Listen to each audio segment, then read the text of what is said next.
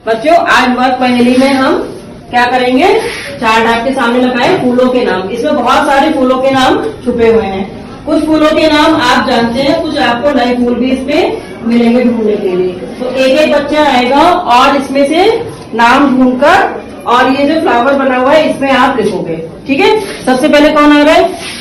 आओ प्रियंका।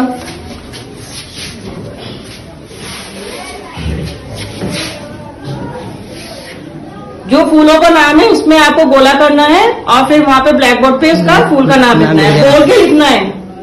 बोलो कौन सा नाम ढूंढना है आपने? चांदनी। हाँ, अब देखो। इसके बाद दूसरा बच्चा एक फूल का नाम ढूंढने और तैयार हो जाए। कौन आ रहा है? सनी, आओ।